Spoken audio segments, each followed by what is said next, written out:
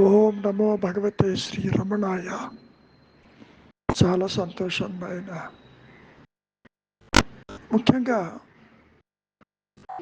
ప్రతి జీవి కూడా ఈ మాయలో పుడుతూ నశిస్తూ ఉండటం మన అందరం కళ్ళతో చూస్తూ ఉంటాం. మన కళ్ళ ఎదుటే ఎందరో పుడుతూ ఉంటారు, ఎందరో గతించిపోతూ ఉంటారు. అయితే ఇక్కడ పుట్టినదేది, గతించేదేది? అసలు జీవుడికి పుట్టుక ఉన్నదా లేదా? ఈ విషయం యుగ యుగాలుగా వస్తున్నటువంటి ప్రశ్నే. మరి అది ద్వాపర యుగంలో కృష్ణ పరమాత్మ కూడా భగవద్గీత గురించి చెబుతూ అర్జునుడితోటి కొన్ని విశిష్టమైనటువంటి మాటలు చెప్పటం జరిగింది. అందులో ఒకటి,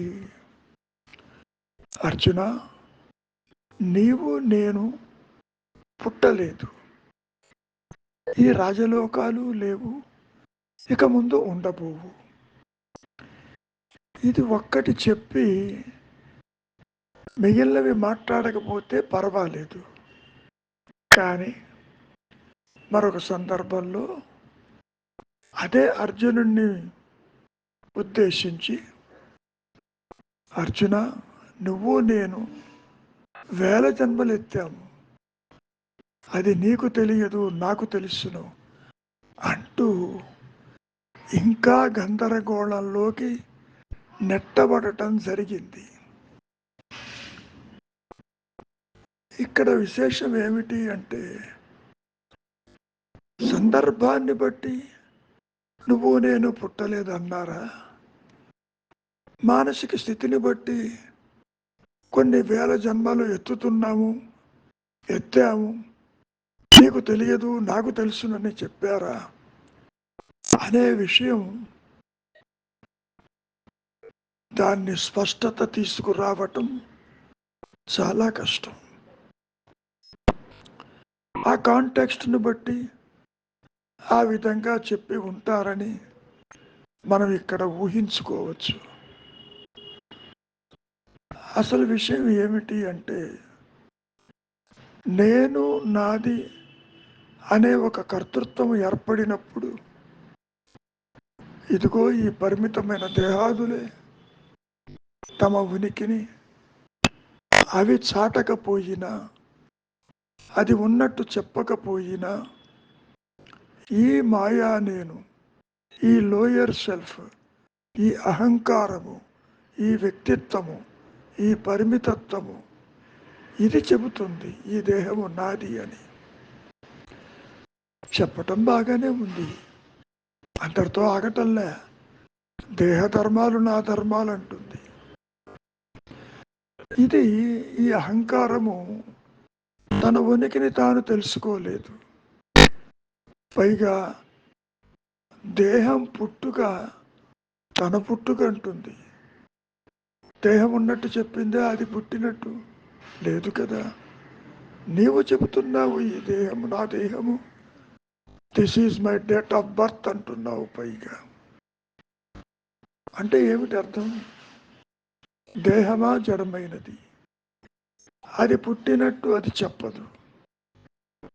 దానికి తన ఉనికిని తెలుసుకునే అవకాశమే లేదక్కడ. ఇప్పుడు కూడా మీరు గమనించండి, దేహం ఏనాడైనా అది ఉన్నట్టు చెప్పిందా? తల్లిదండ్రులు చెప్పారా? బంధుమిత్రులు చెప్పారా? సృష్టిలో ఏ ఒక్క వస్తువైనా అది ఉన్నట్టు చెప్పిందా? నీవు గుర్తిస్తున్నావు, ఇక్కడ సూర్యుడు ఉన్నాడు, అక్కడ చంద్రుడు ఉన్నాడు, ఇక్కడ ఇతరులు ఉన్నారు. స్త్రీ పురుష భేదముతోటి, ఉచ్చనీచ భేదముతోటి, మంచి అని చెడు అని, అనుకూలమని ప్రతికూలమని నీవు చెబుతున్నావు. ఆ విధంగా చెప్పేటటువంటి వాణి యొక్క, చెప్పే దాని యొక్క సత్యత్వము ఎంతవరకు అనేది ప్రశ్న. నిజానికి ఎంత విశిష్టంగా ఉంటుంది అంటే, అసలు ఉనికి లేని దానికి, పుట్టుక లేని దానికి నేను అది ఇది అని అంటే అది ఎంత సమంజసంగా ఉంటుంది. అంతవరకు దేనికి? సర్పరచ్చు భయభ్రాంతిలో అది భ్రాంతి. తాడు ఎన్నడూ పాము కాలేదు, పాము భయం కలిగింది. నువ్వు పావును అడుగుతున్నావు, నువ్వు పుట్టావా అని. నిజంగా పాము మాట్లాడగలిగితే నాకు తాడుకు ఏ సంబంధం ఉంది అంటూ అది ఎదురు ప్రశ్న వేస్తుంది, నిన్ను మాట్లాడకుండా చేస్తుంది. ముఖ్యంగా సర్పరచ్చు భయభ్రాంతిలో పాముకి ఏ విధంగా అయితే ఉనికి లేదో, ఇక్కడ కూడా ఈ వ్యక్తిత్వానికి, ఈ పరిమితత్వానికి, ఈ అహంకారానికి మరి ఉనికి ఉన్నదేమో చూడు.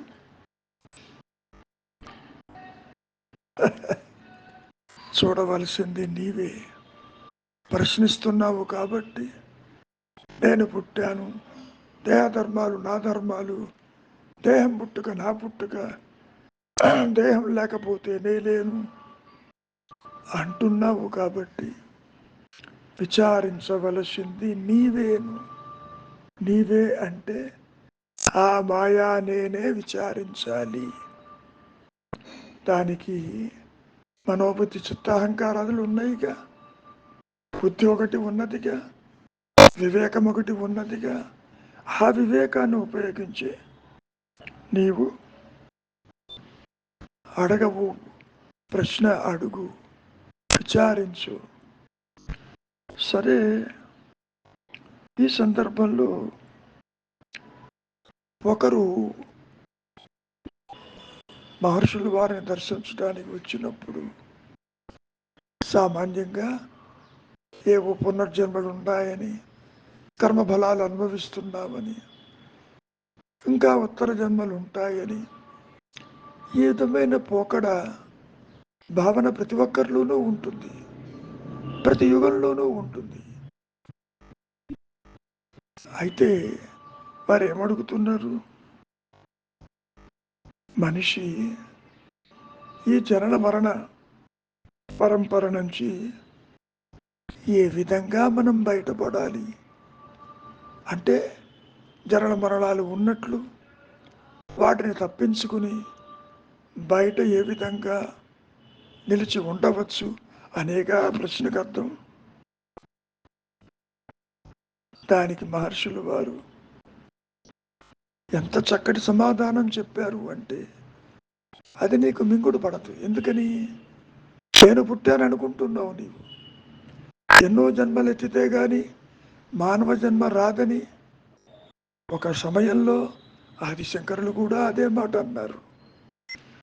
ఈ మహనీయులు చెప్పిన మాటలన్నీ కూడా జన్మలు ఉన్నట్టుగా ఖాయం చేసుకుంటున్నాడు ఈ మాయాజీవుడు. దానికి మహర్షులు వారు, సరే నువ్వు చెప్పింది బాగానే ఉంది, మొదట ఆ పుట్టు బాధను, ఇప్పుడున్నది బాధను పడుతున్నవాడెవడో చూడు. ఇప్పుడు దేహం పుట్టుక అన్నావు బాగానే ఉంది,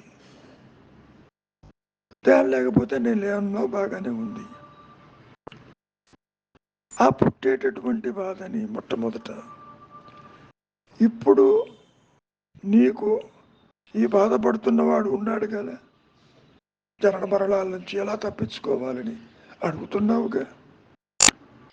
అయితే ఒక విషయం బాగా గుర్తుపెట్టుకో, నీవు గాఢ నిద్రలో ఉన్నప్పుడు, సుషుప్తిలో ఉన్నప్పుడు, నిద్రపోతున్నప్పుడు పొరపాటునైనా నీకు పునర్జన్మల గురించి కానీ, ఇప్పుడు ఈ జన్మ గురించి కానీ, నీ సంసారము గురించి కానీ, దేహము గురించి కానీ, నీ తల్లిదండ్రుల గురించి కానీ, నీ సంతానము గురించి కానీ, నీ బంధుమిత్రుల గురించి కానీ, ఇతరుల గురించి కానీ, ప్రపంచ విషయాన్ని గురించి కానీ నీకెప్పుడైనా పొరపాటునైనా వీటిని గూర్చి నీవు తలపోసావా? లేదు కదా.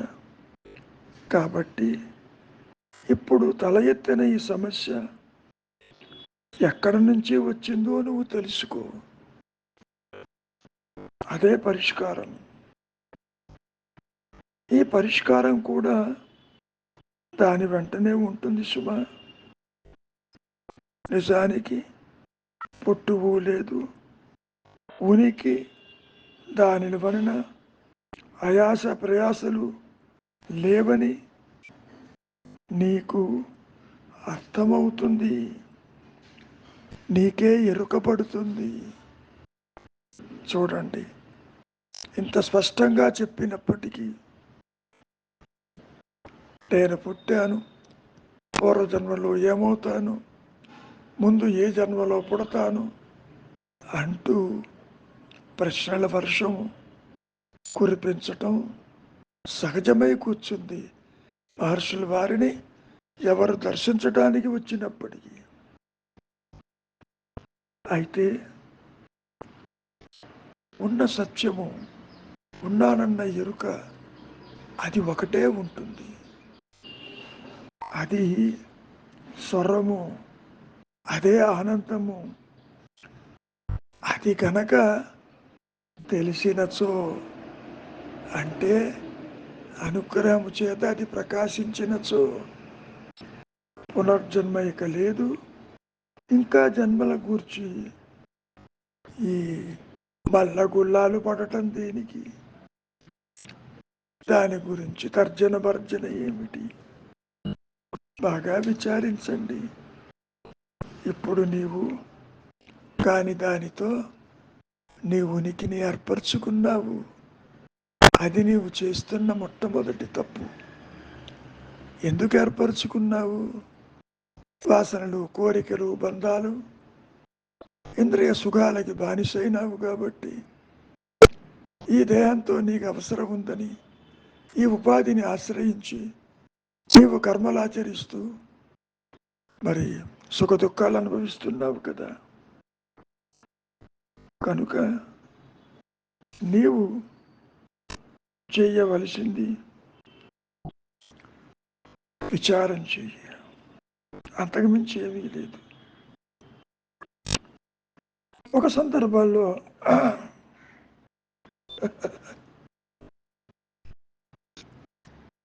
బుద్ధిని గురించి ప్రస్తావిస్తూ మనోబుద్ధి చిత్త అహంకారాదులు ఉన్నాయి కదా. ఈ బుద్ధి అనేది పెరుగుతూ నశిస్తూ ఈ జీవుడితో పాటు, ఈ మనిషితో పాటు అది ఉంటుందా, లేక అదృశ్యమైపోతుందా?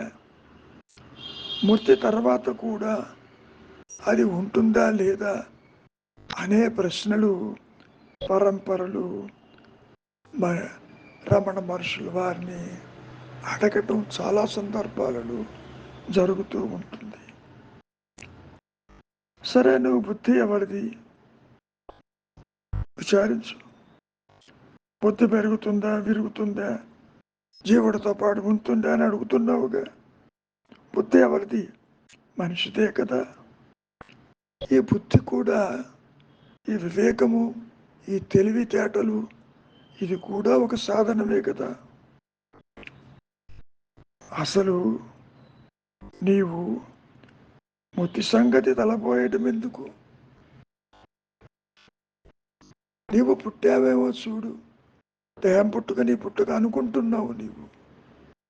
మరైతే దేహస్మరణ లేకపోయినా నిద్రలో ఏం జరుగుతుందో కాస్త పరిశీలించు. అక్కడ నీ అనుభవం ఏమిటి? నీవక్కడ ఉన్నట్టా లేనట్లా? ఉంటే తిరిగి వచ్చావు కదా, లేకపోతే తిరిగి ఎలా వస్తావు? కనుక నువ్వు అనుకోవచ్చు, నిద్ర తాత్కాలికము, is a temporary phase of the mind. మరి మృతి అట్లా కాదు కదా. మరణించిన వాడు తిరిగి రావటం లేదు కదా, నిద్రించిన వాడు తిరిగి వస్తున్నాడు కదా. దీనికి మీ సమాధానం ఏమిటి అంటూ ఇంకా సూటిగా రమణ మహర్షులు వారిని అడగటం జరిగింది. దానికి మహర్షులు వారు ప్రశాంత వదనముతో, నాయన ఒక విషయం గుర్తుపెట్టుకో, 2 జాగ్రత్తావస్థల మధ్యలో అంటే అంతరంలో ఉన్నది నిద్రావస్థ కాదంటావా? నిద్రపోతున్నావు, మెడుకుతూ ఉన్నావు, మెడుకుతూ ఉన్నావు, నిద్రపోతున్నావు. కాబట్టి 2 జాగ్రత్తావస్థల మధ్యలో ఉన్నది నీ నిద్రావస్థ. అదేవిధంగా చావు కూడా 2 పుట్టువుల మధ్యలో ఉన్నది సుమ. ఇది గుర్తుపెట్టుకో. మరణము కూడా 2 పుట్టుకల మధ్యలోనే ఉందిగా. అయితే ఈ 2 కూడా ఏ 2? జాగ్రత్త స్వప్న సుషుప్తులు కావచ్చు, జాగ్రత్త నిద్ర కావచ్చు, జనన మరణాలు కావచ్చు. ఈ 2 కూడా నిలకడలేనివే సుమ. అంటే అర్థమేమిటి? ఊహాజనితములు, అసత్యములు, సత్యం కాదు. మరి అయినా ఇంకా అడుగుతున్నావు. ఈ తనువు చాలించిన తరువాత జీవాత్మలో, జీవుడిలో బుద్ధి మిగులుతుందా లేదా? ఇంకా స్పష్టం చేస్తున్నారు మహర్షులు వారు. దీనిని అర్థం చేసుకోవటం సామాన్య మనస్సుకి అందనిది. అయినా చెబుతున్నారు, జీవాత్మకు తనువేమిటి? ఏం మాట్లాడుతున్నావు? దేహాలు వేరు. అది స్థూలదేహం కాకుంటే సూక్ష్మదేహం కావచ్చు. నిద్రలోనూ, కలలోనూ, స్వప్నంలోనూ ఉన్నట్టుగా ఉంటుంది కదా. బుద్ధిలో మార్పు ఉండదు కదా. తనువులు ఆయా పరిస్థితులను బట్టి మారుతూ ఉంటాయి కదా. ఉదాహరణకి ఈ జాగ్రత్త అవస్థలో నీవు స్థూల దేహంతో స్థూల జగత్తును చూస్తున్నావు, అవునా కదా. స్వప్నంలో సూక్ష్మదేహమైన మనస్సుతోటి స్వప్నలోకాలు దర్శిస్తున్నావు. మరి నిద్రావస్థలో కారణదేహంతో విశ్రాంతి తీసుకుని అదిగో ఆ ఆనందమయ కోశంతో పాటు వాసనలు పెట్టుకుని, కోరికలను పెట్టుకుని అక్కడ ఉన్నావా లేదా? అయినా నీకు ఇది మింగుడు పడటం లేదు. జీవాత్మకి తనువులు ఉన్నాయా, సూక్ష్మమా అని అడుగుతున్నావు. ఇప్పుడు నీ బుద్ధి ఉన్నదే, ఈ వివేకం ఉన్నదే, ఇప్పుడు అది సూక్ష్మతనువే సుమా. అది ఎట్లా అంటావా? ఎందుకు కాదు? దేహం పరిమితం, బుద్ధి కాదని నీ ఊహ. అది కొన్ని అంశాల సమిష్టి. సూక్ష్మదేహం మరి అట్టిది కాదా? బుద్ధి కూడా ఒక కోశమే కదా అంటున్నావు. నిజమే. మనోబుద్ధి చిత్త అహంకారాదులు మరి మనస్సులో దాగి ఉన్నాయే కదా. నిజమే. విజ్ఞానం లేకపోతే కోశాలు ఎవరు ఎన్నేవారు ఎవరున్నారు? ఎవరు ఊహిస్తారు?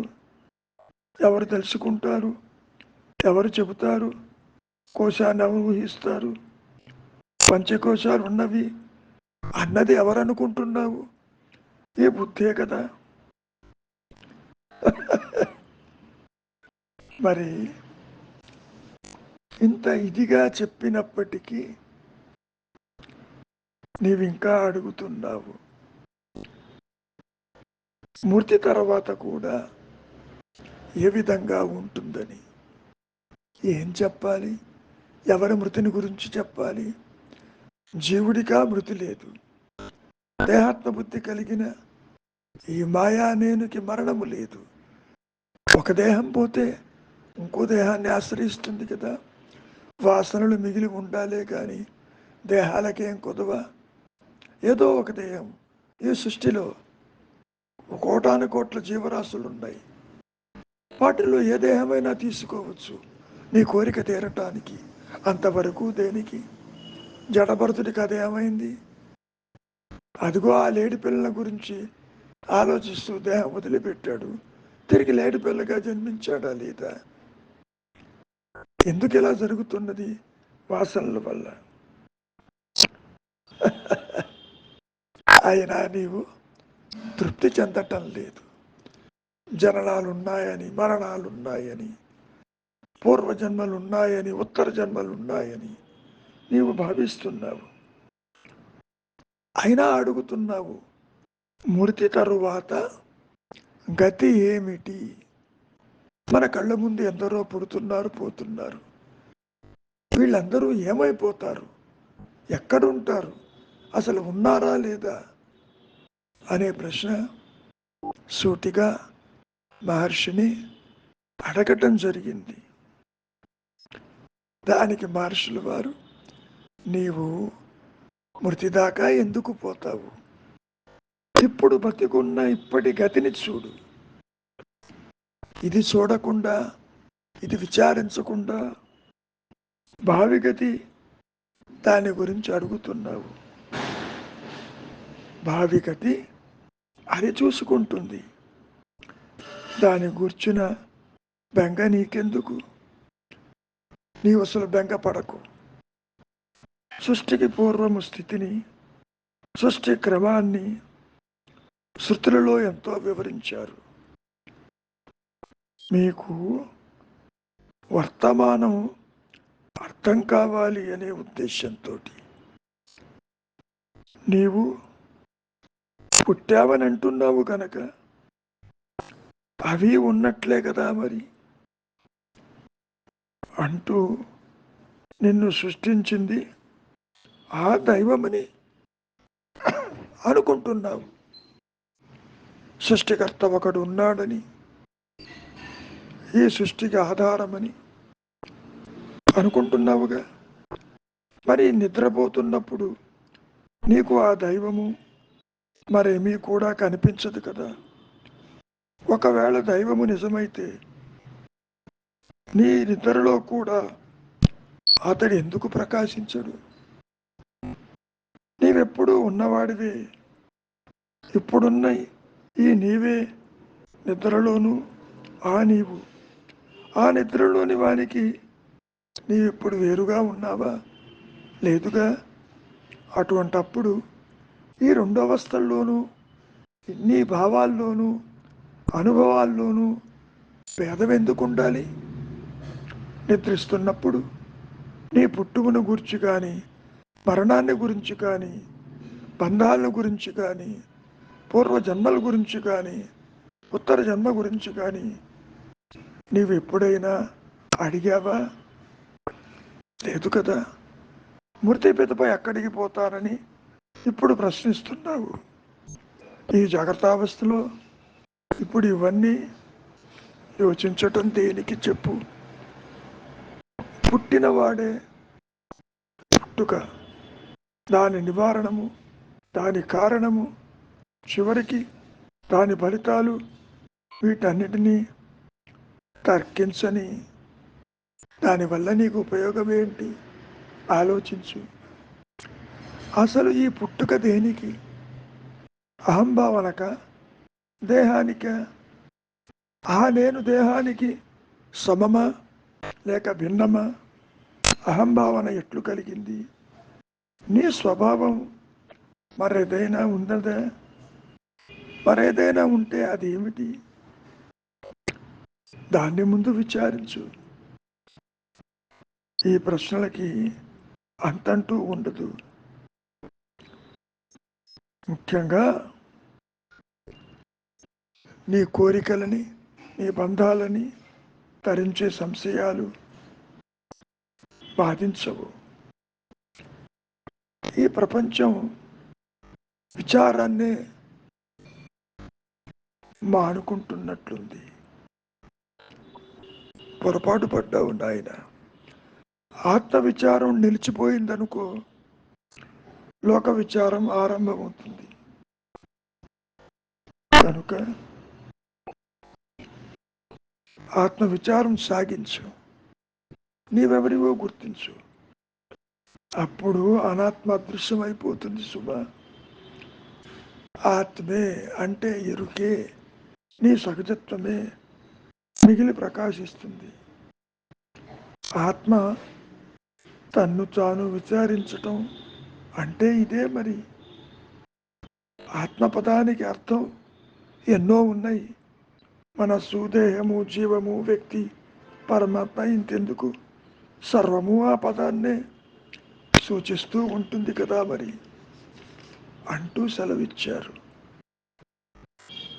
ప్రశ్నల పరంపరకి అంతంటూ ఉండదు.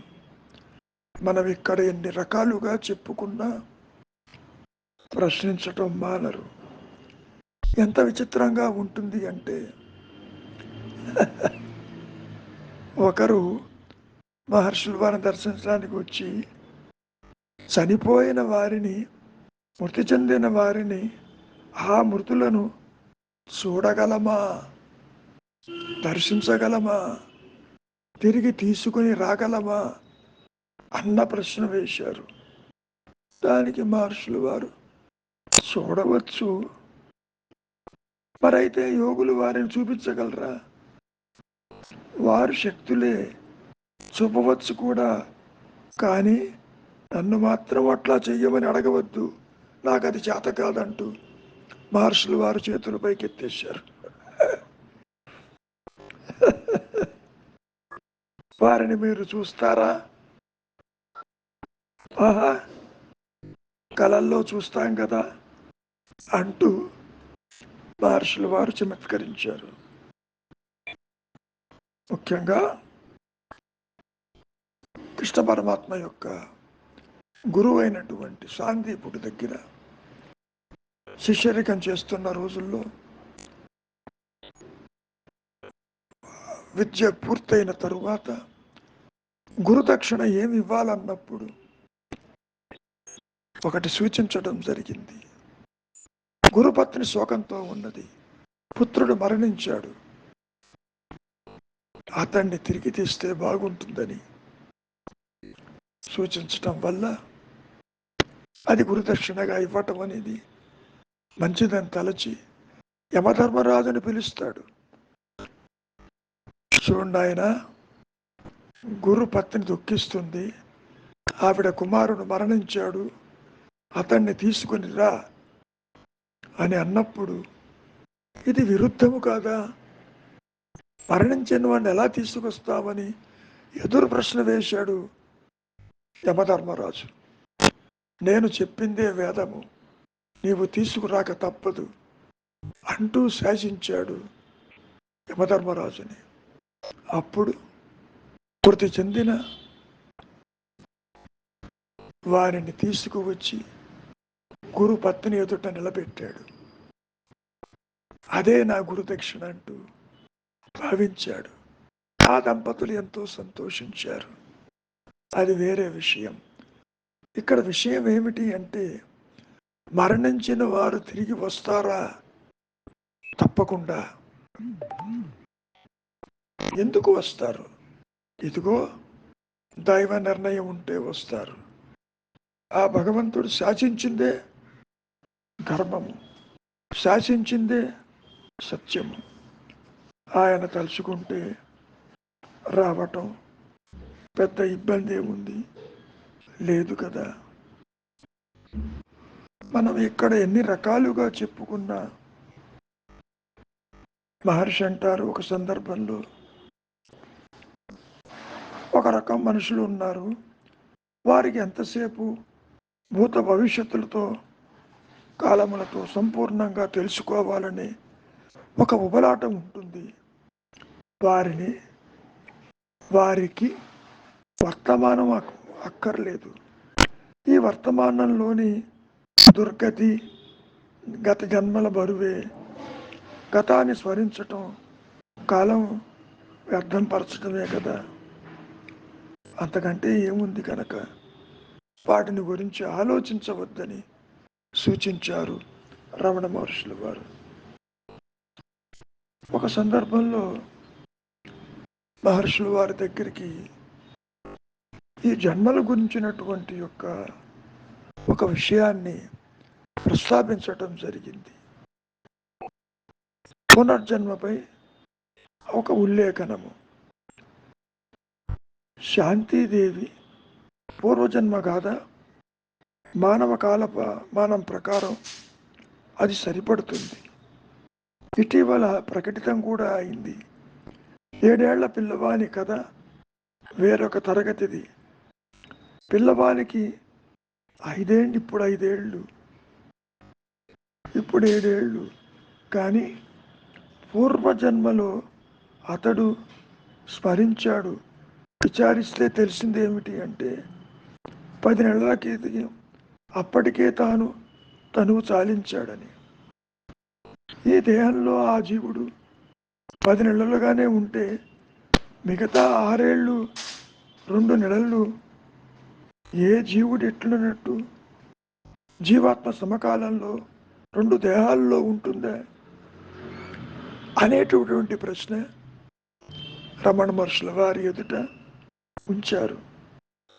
దానికి మహర్షుల వారు సమాధానం చెబుతూ, పిల్లవాని దృష్ట్యా వానికి 7 ఏళ్ళు, మరి జీవాత్మ దృష్ట్యా 10 నెలలు.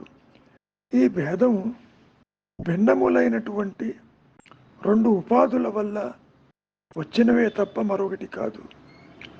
7 ఏళ్ళు విస్తరించినటువంటి పిల్లవాని అనుభవం జీవాత్మ కాలమానంలో 10 నెలల పాటియే అయింది. సరే, ఈ సందర్భంలో కూడా మహర్షుల వారు యోగ వాసిష్టంలోని లీలగాథను కూడా వర్ణించటం జరిగింది. మనం ఎన్ని రకాలుగా చెప్పుకున్నప్పటికీ ప్రశ్నలు మిగిలే ఉంటాయి. నీవు కాని దానితో నీ ఉనికిని ఏర్పరచుకున్నావు కాబట్టి దేహం పుట్టుక నీ పుట్టుకని, దేహం మరణం నీ మరణమని నీవు భావిస్తున్నావు. అటువంటి ప్రశ్నే తిప్పి అడుగుతున్నారు మహర్షులు వారిని. మూర్తిని స్థితి తెలియ వీలున్నదా? దానికి మహర్షుల వారు, చనిపోయిన వారిలో కొందరు తక్షణమే మరొక జన్మ ఎత్తుతారు, కొందరు కొంతకాలం పెదవ ఎత్తుతారు, కొందరికి భూమిపై జనించక ఏదో ఒక ఊర్ధ్వలోకాలలో ముక్తులవుతుంటారు కదా. ఎవరో చాలా కొద్ది మంది ఇప్పుడే ముక్తులవుతారు. ఇంత చెప్పినా పుచ్చకుడికి తృప్తి కలగటం లేదు. నేను అడిగేది అది కాదు. ఒకరు చనిపోయిన తర్వాత వారే స్థితిలో ఉన్నారో తెలుసుకొనటం సాధ్యమేనా? దానికి మహర్షుల వారు, సాధ్యమే, కానీ దాని తెలియగోరుటెందుకు? విషయం ఏదైనా అది అన్వేషి కన్నా ఎక్కువ నిజం కాదు కదా. ఎవరు అడుగుతున్నారో అన్వేషి ఎవరో చూడు. అన్వేషి కనుక సత్యమైతే వాటి అనుభవాలు కూడా సత్యంగానే ఉంటాయి. కనుక ముందు అది తేలిపోని. పుట్టుక, జీవితం, చావు ఇవన్నీ మాకు సత్యముగానే కనపడుతుంది కదా భగవాన్, ఇవి లేదంటారా? ఎందుకంటాను, నిన్ను దేహమని భ్రమిస్తున్నావు, అందుకని ఇతరులు కూడా దేహమనే బుద్ధితో చూస్తావు. నీవు కానీ ఇతరులు కానీ దేహాలు కాదు. అసలు ఇతరులు ఎక్కడున్నారు? నీవు దేహం అనుకుంటేనే కదా ఇతరులు నీకు కనిపించింది. సో ఈ విధంగా మానసిక ధోరణిని మహర్షుల వారితో పంచుకున్నారు. ఒక సందర్భంలో పృచ్ఛకుడు సూటిగా అడుగుతున్నాడు మహర్షుల వారిని, నాకు తెలిసినంత వరకు నేను నా కొడుకు యథార్థమనే అనుకుంటున్నాను. నేను దేహంతో చూసినట్టు నా కొడుకును కూడా చూస్తున్నాను. నాకు వాడికి భేదం లేదు. దానికి మహర్షుల వారు ఇంకా ఓపికగా సమాధానం చెబుతున్నారు. పుట్టువు అంటే ఏమిటో తెలుసా? అహంకరణ పుట్టువు అన్నమాట. అహంకారం తల ఎత్తితే అది పుట్టుక అనుకుంటున్నావు. దాని చావు వాని చావు. అహంభావన కలిగాక కళ్ళ అయిన ఈ దేహాత్మ బుద్ధి జనిస్తుంది. దేహమే నీవని అనుకుంటున్నావు. ఇతరులను తప్పు విలువలు ఆరోపించి వారినే దేహాలతో సరిపెట్టుకుంటున్నావు. నీవు దేహం అనుకున్నట్టు ఇతరులు కూడా దేహాలు ఉన్నాయని నీవు అనుకుంటున్నావు. నీ దేహం పుట్టి పెరిగి నశిస్తుంది కనుక ఇతరులు కూడా అట్లాగే పుట్టి పెరిగి నశించిపోతారని భావిస్తున్నావు. వారి పుట్టుకకు పూర్వము నీ కొడుకు స్థితిని గూర్చి ఎప్పుడైనా యోచించావా? పుట్టిన పెదప వాని తలుపులు వచ్చి ఆ తలుపులు వాని మృతి తర్వాత కూడా నిన్ను వదలటం లేదు. వానిని నీవు తలచినంత కాలము వాడు నీ పుత్రుడే. అతడు ఎక్కడికి వెళ్ళాడు? వాడు వదిలి వచ్చినటువంటి తావుకు వెళ్ళాడు, అంతే కదా. వాడు నీలోనే ఉన్నాడు. నీవు ఉన్నంత వరకు వాడు ఉంటాడు. నీవు దేహమని అనుకోవటం మానేసి యథార్థమైన నీ సహజత్వాన్ని, నీ అహంస్మరణని, నీ ఆత్మని తెలుసుకుంటే ఈ భ్రాంతి తల ఎత్తదు కదా. ఈ భ్రాంతి వదిలిపోతుంది. ఇది అసత్యము, ఊహాజనితము. నిజానికి జననము లేదు, మరణము లేదు. నీవు నిత్యము, నిత్యుడివి, అనంతుడివి. అదేవిధంగా నీవు చూసే ఇతరులు నిత్యులే అని నీకు తేట తెల్లమవుతుంది. నిజమేమిటంటే సత్యము తెలియనంత వరకు నీకు ఈ దుఃఖం ఉండనే ఉంటుంది. దుఃఖానికి కారణము అజ్ఞానము, స్వరూప జ్ఞాన రహిత స్థితి అని మనం ఇక్కడ చెప్పుకోవచ్చు. కనుక నీవు విచారించు, నీవెవరివో తేలిపోని. ఈ జనన మరణాల గొడవ నీకెందుకు? వాటి జోలికి పోవద్దంటూ సూటిగా చెప్పటం జరిగింది. అంతటితో ఆగటం లేదు. ఇది ఎట్లా ఉంటుందంటే చాలా విచిత్రమైన ప్రశ్నలు, జనన మరణాల గురించి, ఉత్తర జన్మలు, పూర్వజన్మల గురించి, వాటి మీదనే మనసు పోతూ ఉంటుంది. ఒక సందర్భంలో ఒక పృచ్ఛకుడు సూటిగా మహర్షిని అడుగుతున్నారు, పునర్జన్మ జీవాత్మకేనా, మరి ఎవరికి అంటూ. అవును, కానీ పునర్జన్మ అంటే ఏమిటి? జీవాత్మ ఎప్పటిలాగే ఉంటుంది కదా. కొత్త తనువులు దానిని ఆవహిస్తాయి. జీవాత్మకి ఏ మార్పు లేదు కదా. కృష్ణ పరమాత్మ ఏమని చెప్పాడు భగవద్గీతలో? వస్త్రాలు మార్చుకున్నట్టుగా ఆత్మ ఈ దేహాలు మార్చుకుంటుంది. జీవాత్మకి మరణము లేదు, అది శాశ్వతమని చెప్పాడా లేదా? అదే చెబుతున్నారు ఇక్కడ రమణ మహర్షులు వారు కూడా. జీవాత్మకి ఏ మార్పు లేదు, అది శాశ్వతము, అది ఏకము. ఒక శరీరాన్ని విడిచి వేరొక శరీరాన్ని అది వెతుక్కోదు. ఇది బాగా గుర్తుపెట్టుకోండి. నీ స్థూల దేహం గతే చూడు ఏమవుతున్నదో. ఎక్కడో నీవు ఏ లండన్లోనో ఏ ఆస్ట్రేలియాలోనో వెళుతున్నావు అనుకో, ఎట్లు పోతావు? ఏదో వాహనంలో అక్కడికి చేరతావు కదా. అచట నీవు ఒక నావో ఏదో షిప్పో ఎక్కి ప్రయాణం చేస్తావు. కొద్ది రోజుల తర్వాత లండన్లో ఉంటావు. జరిగేదేమిటి? కదిలేవి వాహనాలు, నీ దేహం కాదు కదా. అయినా ఈ ప్రపంచంలో ఒక మూల నుంచి మరో మూలకి ప్రయాణం నీవు చేశావనే అంటావు.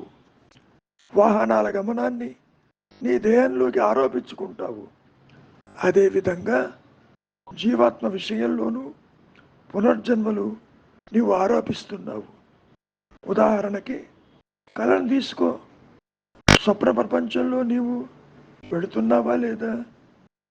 అది నీలో చరిస్తున్నదా లేదా? ఈ రెండవదే నిజం. పునర్జన్మలు అలాగే. అంతకాలము జీవాత్మ నిర్వికారంగానే ఉన్నది. అంటే దేహాలు మారుతున్నా మారకపోయినా, కొత్త దేహాలు వచ్చినా రాకపోయినా దానిలో మార్పు ఎక్కడుంది? నిద్రపోతున్నప్పుడు ఈ దేశకాల ప్రస్తాపన ఎక్కడుంది? ఆ భావనలు అహంభావన రేపితేనే కదా, దానికి పూర్వమవి లేవు కదా. అందుచేత నీవు కాలదేశాలకు కట్టుబడి ఉండలేదు. అహంభావన పరిమితత్వమైన ఈ నేను, ఈ మాయా నేను, ఈ పిశాచము, ఈ లోయర్ సెల్ఫ్ తల ఎత్తింది కాబట్టి ఇవన్నీ జరుగుతున్నాయి. కానీ యథార్థమైన నేను, అహం స్ఫురణ, ఆత్మస్థితిని చూడు. అది నిరవధి. అది దేశకాలాలకు అతీతంగా ఉంటుంది. అవన్నీ సుషుప్తిలో లేవు. నిద్ర నుంచి లేచి విషయ ప్రపంచాన్ని చూడకముందు ఆ వ్యవధిలో మరి ఆ ఎరుక ఉంది కదా, అది కేవల స్థితి. దాన్ని తెలుసుకో. అంతకంటే ఏమీ లేదు. నీవు నీవుగా నిలిచి ఉండు. నీకు అన్ని సమస్యలు తీరిపోతాయి. జన్మల గురించి నీకెందుకు ఈ గొడవ అంటూ బదులు పలికారు మహర్షులు వారు. ఒక సందర్భంలో మహర్షులు వారు ఇదే విషయాన్ని స్పష్టం చేస్తూ, ఈ ప్రపంచం వ్యక్తి మన కల్పితమో, విశ్వమానవ కల్పితమో, విశ్వమానస కల్పితమో అదిగా నీకు చెప్పదు. ప్రపంచం వ్యక్తి మనస్సుకే గోచరిస్తుంది కదా. ఆ మనస్సు లేనప్పుడు ఆ ప్రపంచం లేదు కదా. అవునా కదా చెప్పు. కాబట్టి అహంకారమే ప్రపంచము, మాయా నేనే ఈ మాయకి ఆధారమై కూర్చుంది. కలలో ఒకడు 30 ఏళ్ల క్రితం చనిపోయినటువంటి తండ్రిని చూస్తాడు కూడా. తనకు 4 అన్నదమ్ములు. తండ్రి వారందరికీ కూడా ఆస్తిని పంచిపెట్టినాడు. తగవులు వచ్చినాయి. వారందరూ కలిసి వీడిని చితకబాదారు. భయంతో వాడు మేల్కొన్నాడు. అంతటా వానికి తెలిసింది తనకే సోదరులు లేరని, తానొక్కడేనని. తండ్రి చనిపోయి ఎంతో కాలమైందని. అంతా వానికి భయం వదిలిపోయింది, తృప్తి కలిగింది. చూశావా, ఆత్మను చూసినప్పుడు ఈ ప్రపంచం లేదు. ఆత్మనే మరిచితివా, ప్రపంచ బంధాల్లో చిక్కుకుంటావు సుమా. అంటూ మహర్షులు వారు హెచ్చరించటం జరిగింది. మనం ఎన్ని రకాలుగా చెప్పుకున్నా ఈ జనన మరణాలు అనేవి ఊహాజనితములు.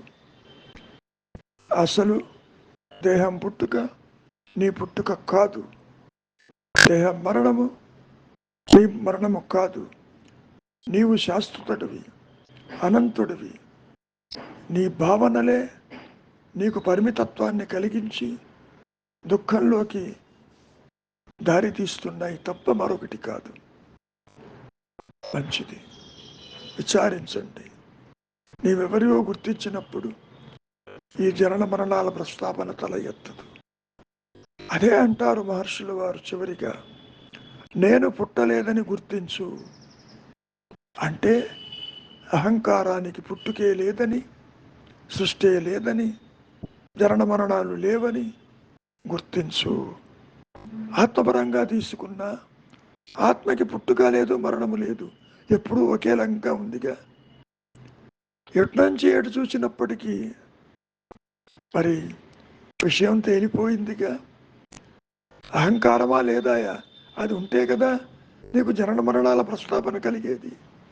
అదే లేకపోతే మరణించేదెవరు, పుట్టేదెవరు, దాని గురించి చర్చించేదెవరు? కాబట్టి నేను మూలం వెతుకు ఉన్నదేమో చూడు. అది లేనప్పుడు నీకు భయం ఎందుకు? నిర్భయమేగా. ఆత్మగా నీకు ఆ ప్రశ్న రాదు. దానికి జనన మరణాలతో సంబంధం లేదు, ఎప్పుడూ ఒకే రీతిలో అది ఉన్నది కదా అంటూ హెచ్చరించారు. మంచిది, విచారం చెయ్యండి. మీతో కలిపి మీరు చూస్తున్నది అసత్యమని భావించండి. జనన మరణాల జోలికి పోవద్దు. నేను పుట్టలేదని గ్రహించటమే ఈ జీవితం యొక్క పరమావధి. కనుక నాయన, మౌనమే శరణ్యం.